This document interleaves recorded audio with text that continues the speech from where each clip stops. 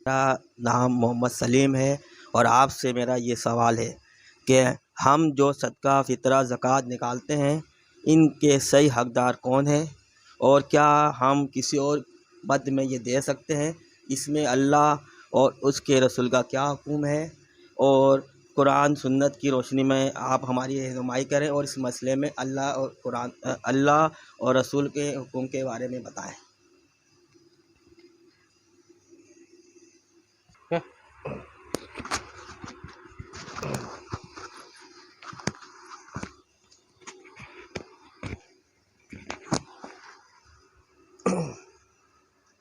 اعوذ باللہ السمیع العلیم من الشیطان الرجیم، بسم اللہ الرحمن الرحیم۔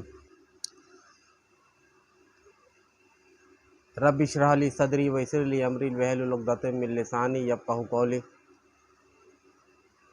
ان اللہ و ملائکتہ یصلون علی النبی یا ایھا الذین آمنوا صلوا علیہ وسلموا تسلیما۔ اللہم صلی علی سیدنا مولانا محمد المصطفیٰ وعلی علی المرتضیٰ وعلی فاطمہ الزہرا وعلی حسن المجتبیٰ وعلی حسین الباصفیٰ وعلی آلہ وصحبہ وبارک وسلم۔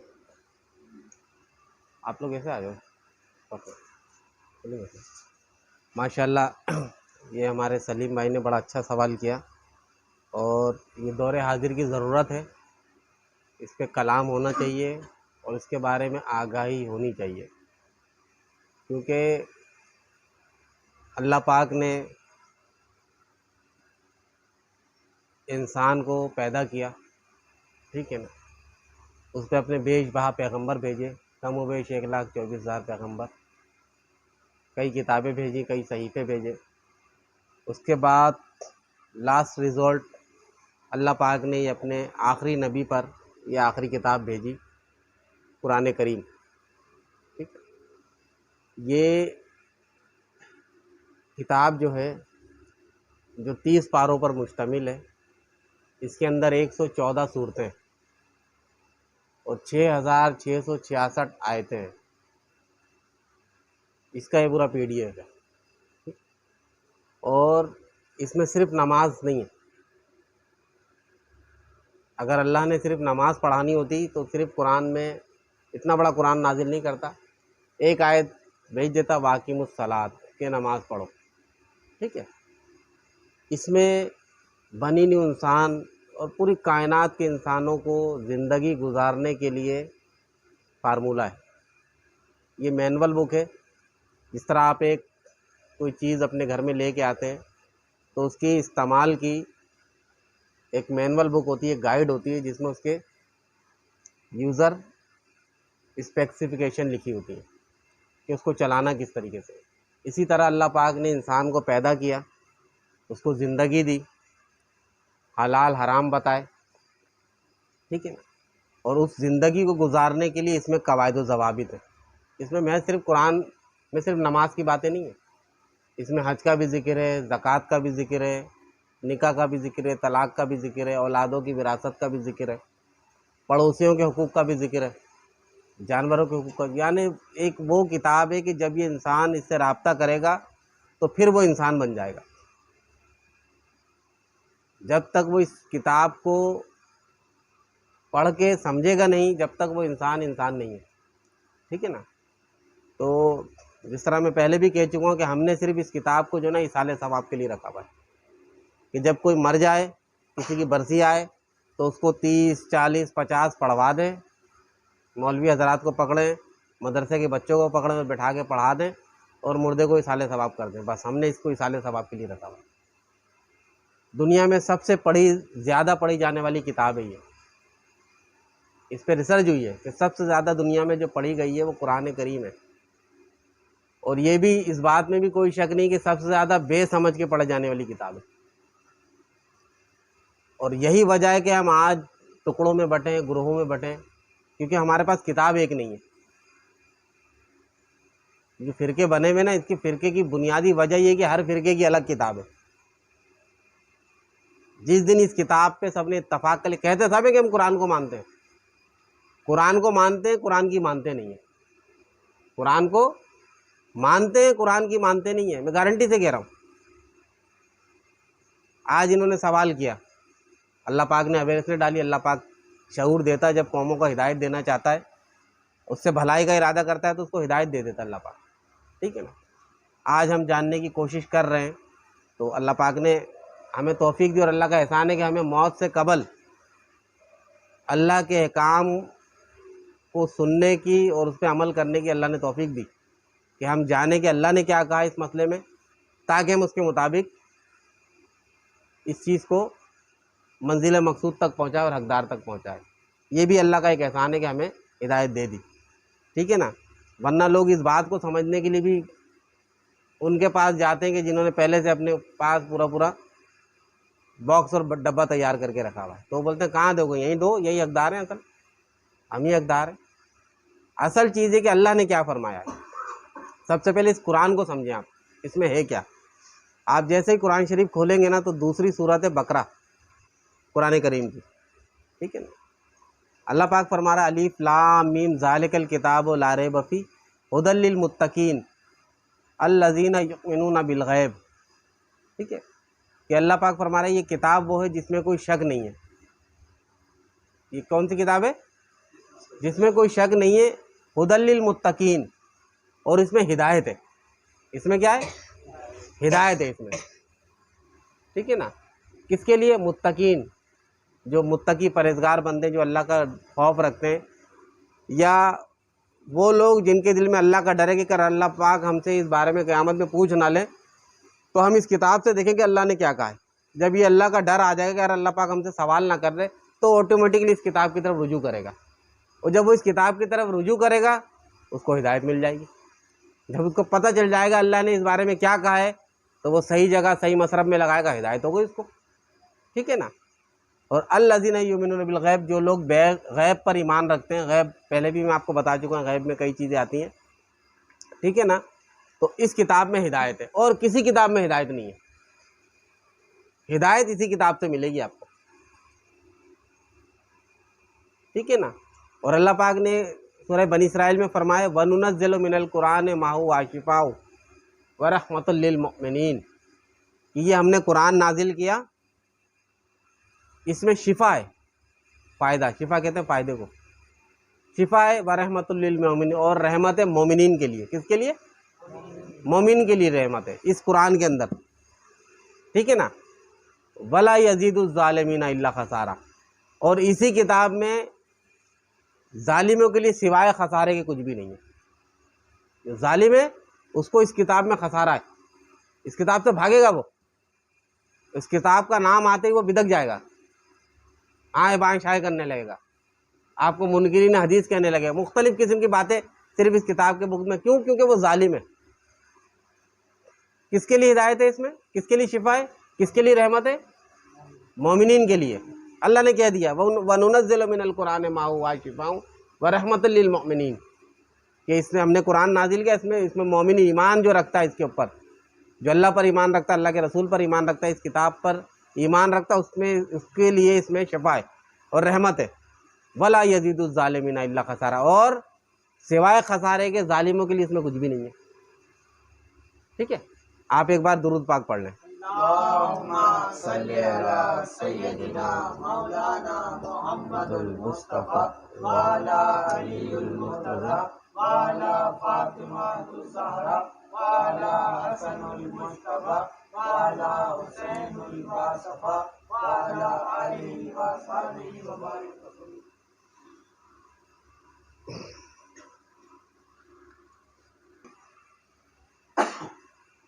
قرآن کے لیے اللہ پاک نے فرمایا ہے جو کچھ ہونا ہے اس قرآن کے ساتھ، جو کچھ کیا جانا ہے وہ سب اللہ پاک نے بیان کر دیا ہے، ٹھیک ہے نا۔ اب میرے سے انہوں نے سوال کیا کس کو دینا ہے صدقہ، ٹھیک ہے نا۔ اب انہوں نے مجھ سے بولا قرآن سے بتا دیں، اب میں بتا دوں جی فی سبیل اللہ، اللہ کے لیے دینا ہے اپنے، ہماری یہ خانقاہ چل رہی ہے، ہمارا یہ آستانہ چل رہا ہے، ہمارا مدرسہ چل رہا ہے، آپ دے دیں صدقہ خیرات وغیرہ، ٹھیک ہے نا۔ ہم نے اصل بات چھپا دی۔ انہوں نے پوچھا قرآن سے، اب یہ میرے کو امین سمجھ کے آئے کہ یار میں قرآن سے ان کو بتاؤں گا۔ انہوں نے میرے پہ اتنا اعتماد کر لیا کہ جب میں نے قرآن کا حوالہ دیا، اللہ رسول کا حوالہ دیا، تو پھر یہ اپنے پاس سے بات نہیں کریں گے، یہ اللہ اور رسول سے کی احکام کے مطابق بات کریں گے، مگر ایسا نہیں ہوا، ایسے بھی لوگ ہوں گے۔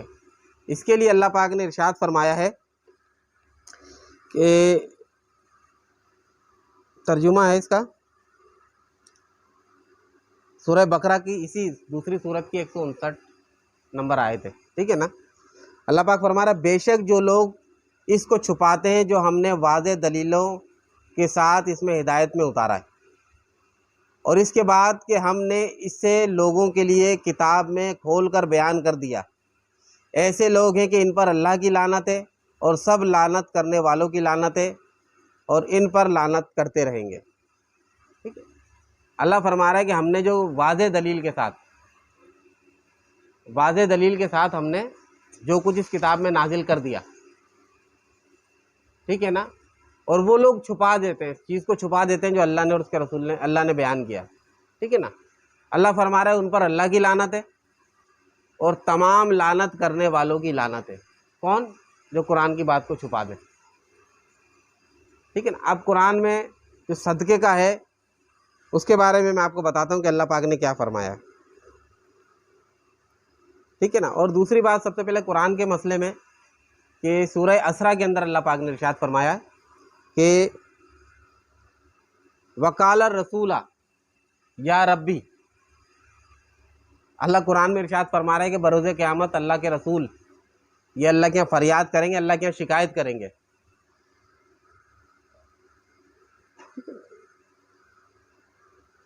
وقال رسول یا ربی ان قومی اتخذوا ھذا القرآن مہجورا، کہ اللہ کے رسول سوال کریں گے، اللہ کے یہاں شکایت کریں گے، اے میرے رب، یا ربی، اے رب، میری اس قوم نے اس قرآن کو پیٹ کے پیچھے ڈال دیا تھا، پشے پشت کر دیا تھا، یعنی اس کو نظر انداز کر دیا تھا۔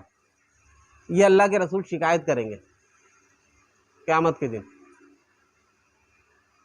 کہ یہ میری جو قوم ہے، میری جو امت ہے، اس نے قرآن کو پس پش ڈال دیا تھا، اس کو نظر انداز کر دیا تھا، اس کے بدلے میں اس کے مد مقابل دوسری کتابوں کو رکھ لیا تھا، اس کتاب سے بتائیں گے، اس کتاب سے بتائیں گے، اس کتاب سے بتائیں گے۔ حالانکہ جب اللہ پاک نے ایک واضح بیانات دلیل، روشن دلیل کے ساتھ اس میں بیان کر دیا ہے، آپ کو کس چیز کا ڈر ہے؟ آپ کیوں اس واضح بات کو نہیں بتاتے ہو؟ اور اگر نہیں بتاتے ہو تو کیا اللہ کی لعنت اور لعنت کرنے والوں کی مستحق ہوتے ہو؟ اب اللہ کی لعنت تو ہے، لعنت کرنے والوں کی لعنت، تو یعنی کچھ لوگ ہیں دنیا میں ایسے لوگ جو ایسے لوگوں پہ لعنت کریں گے، تو الحمدللہ ہم بھی اس میں شامل ہیں، ہم بھی آج ان کے اوپر لعنت کرتے ہیں جو اللہ کی آیتوں کو، بیانات کو چھپاتے ہیں، ہم بھی ان پہ لعنت کرتے ہیں۔ اللہ کی تو لعنت ہے اور لوگوں کی لعنت کرنے والوں کی لعنت ہے، اس میں ملائکہ بھی آ گئے اور لوگ بھی آ گئے، ہم بھی اس میں شامل ہو گئے، ہم بھی لعنت کرتے ہیں ایسے لوگوں پر، ٹھیک ہے نا۔ اب قرآن کریم میں اللہ پاک نے کیا ارشاد فرمایا، ٹھیک ہے،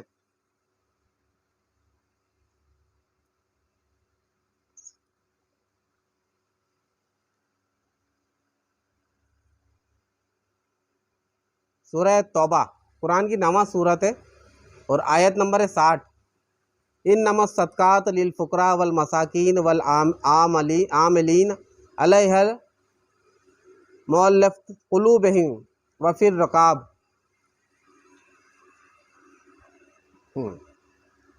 اللہ فرماتا ہے بے شک صدقات یعنی زکوٰۃ اور خیرات تو غریبوں کے لیے ہے، فقراؤں کے لیے ہے، محتاجوں کے لیے ہے، اور عاملین یعنی کام کرنے والوں کے لیے ہے، اور ان لوگوں کا جن کے تالیف قلوب منظور ہو، اور غلاموں کو آزاد کرانے اور قرض داروں کے قرض ادا کرنے میں، اور خدا کی راہ میں مسافروں کی مدد میں، اور بھی یہ مال خرچ کرنا چاہیے، یہ حقوق خدا کی طرف سے مقرر کر دیے گئے ہیں، اور خدا جاننے والا اور حکمت والا ہے۔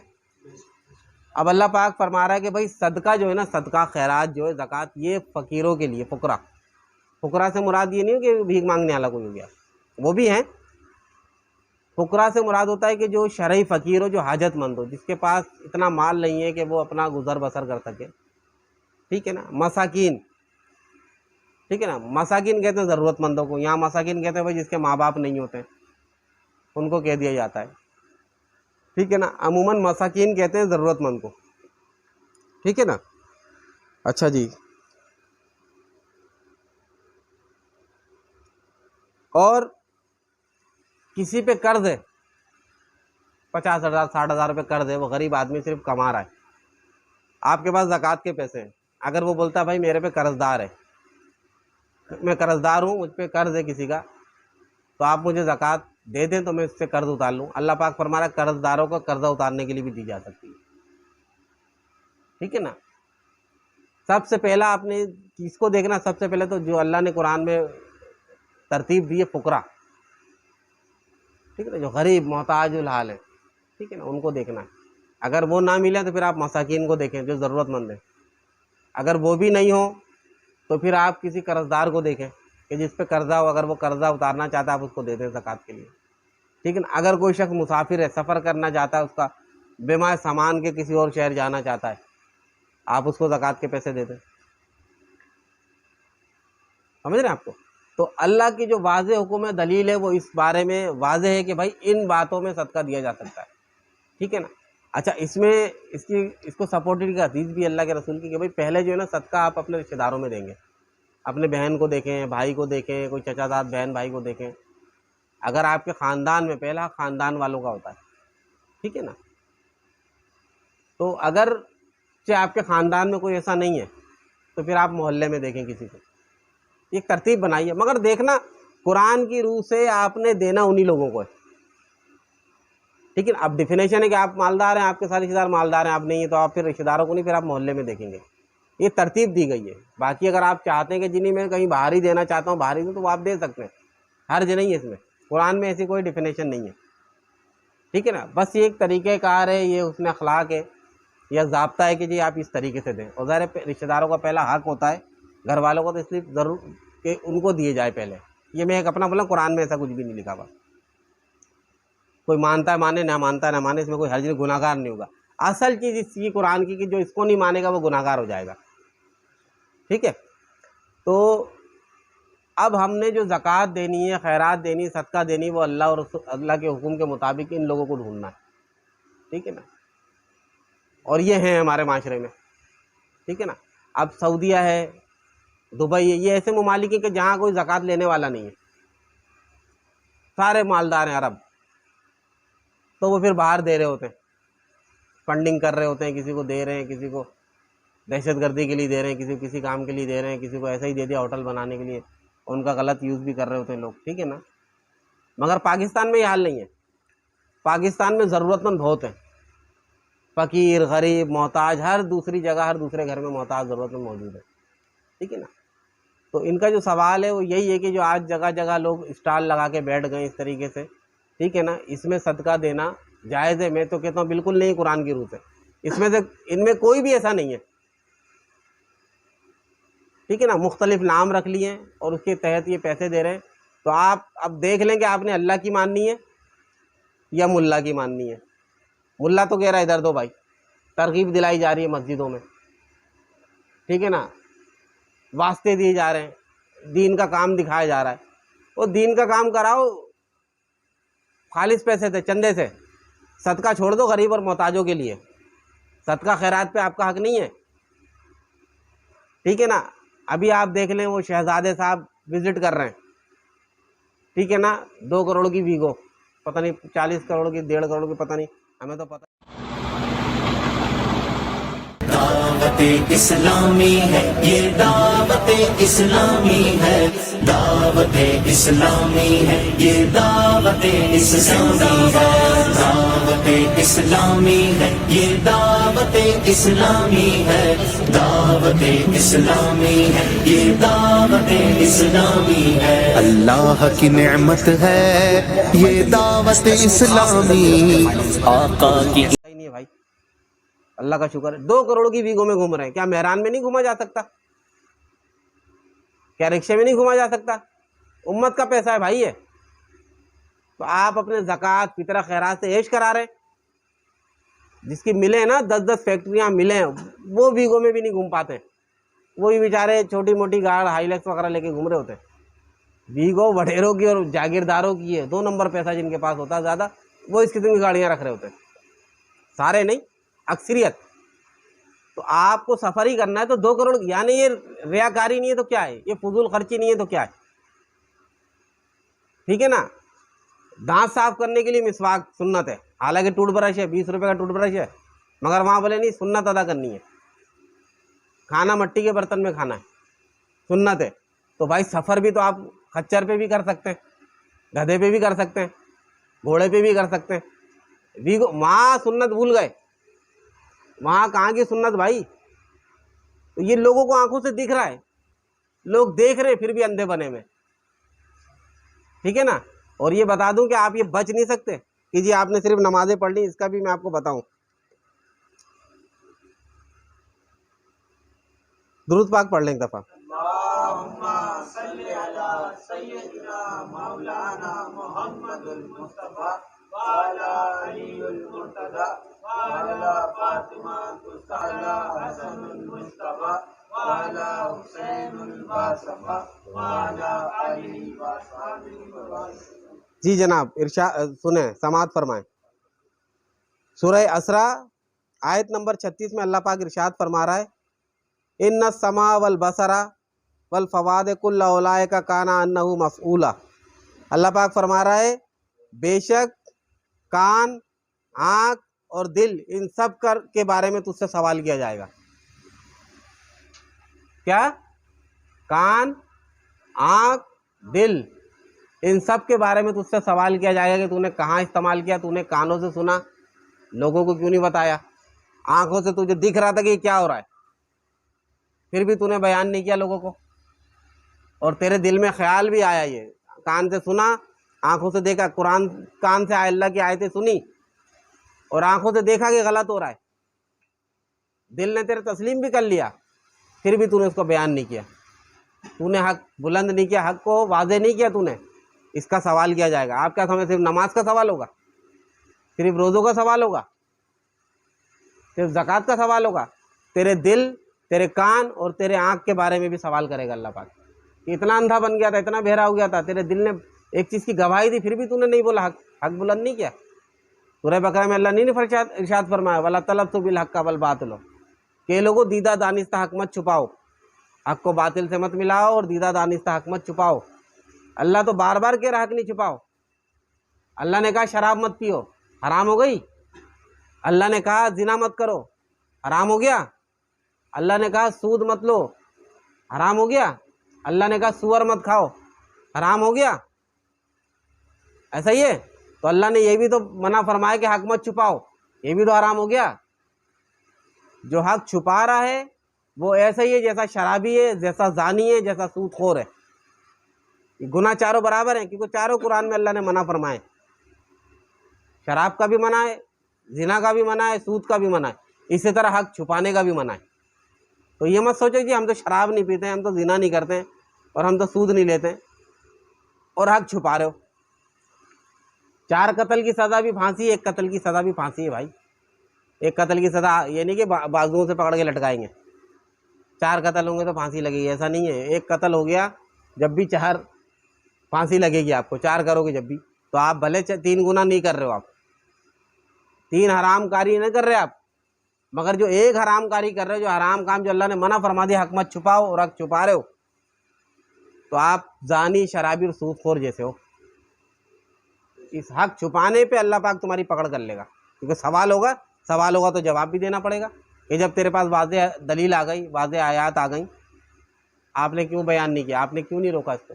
اور شاہ تراب الحق قادری صاحب نے فتویٰ دیا ہوا، ان کا فتویٰ موجود ہے آج بھی انٹرنیٹ پہ، میرے پاس بھی موجود ہے.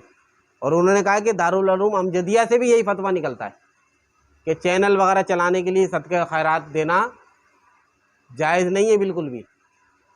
کیونکہ اگر انہوں نے شاہ تراب الحق قادری صاحب نے کہا اگر یہ سارے پیسے ان کو دے دے گا تو غریب بھوکا مر جائے گا. وہ بھی تو اہل سنت ہیں اور الحمدللہ ہم بھی اہل سنت ہیں بھائی. آپ نے یہ پوچھا کہ مدنی چہلن کے لیے زکوٰۃ فطرہ وغیرہ دے سکتی ہیں؟ نہیں. اس پر میں مسئلہ لوگوں کو یہی بتاتا ہوں کہ نہیں دے سکتے. اس کے مصرف کوئی اور ہیں، اس لیے جو غریب غربا ہیں ان تک پہنچائیے آپ۔ اگر اس طریقے سے سارے زکوٰۃ فطرے یہاں لگنے لگ گئے تو غریبوں کا کیا بنے گا؟ یہ تو بھوکے مر جائیں گے، سب ملے گا ہی نہیں کسی کو کچھ۔ اس لیے میں یہی مسئلہ بتاتا ہوں بڑی دیانتداری سے، اور دارالعلوم امجدیہ سے یہی فتویٰ دیا جاتا، اس کے لیے زکوٰۃ اور فطرہ جمع نہ کیا جائے۔